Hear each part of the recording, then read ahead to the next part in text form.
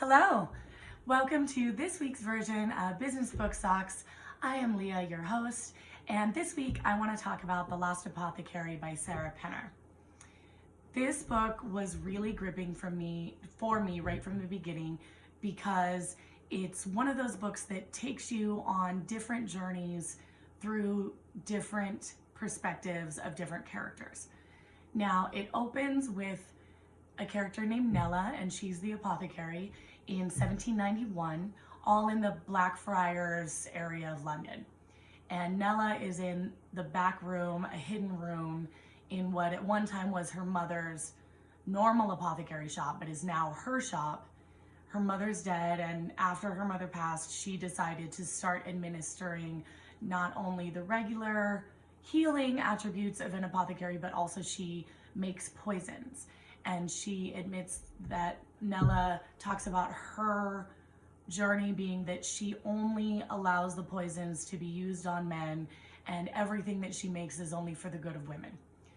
Which, as you can imagine, for those times when people were allowed to beat their women and women were slaves and women were mistresses, I'm sure there was a large market for this.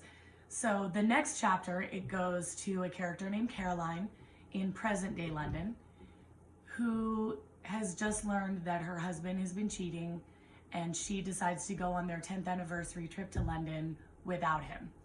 And Caroline, goes and meets someone on the street who's a mudlarker, who takes her on a mudlarking journey, which is where you go with other tourists and you look for things on the beach for artifacts or valuables or whatever it is. Caroline ends up finding a little vial with a black bear etched into it, which was the mark of Nella's trade when Nella was an apothecary many years ago. From there, eventually we get to a third character named Eliza, who, when we get through her perspective, Eliza is going to Nella's shop to procure a poison to administer to the master of her house on behalf of her mistress, and to administer the poison herself at only 12 years old. Now, from there, I don't want to give away too many things. There will not be spoilers in this episode. Suffice to say that these women's lives intertwine, even from being very separate timelines, and it becomes a coming of age story, not only for the young girl, but also for the older women. And that's where I really connected with this book on an extra level that brings it to 5 stars instead of the normal 4 that I give a lot of the things that I do enjoy, that I do love. This one pulled out a little bit extra with that because Eliza, being only 12 years old, finds these beautiful ways to be such an inspiration to these older women.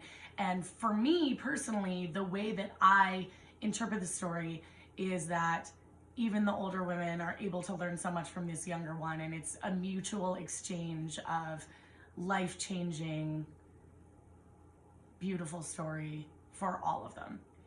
And that really gripped me all the way through.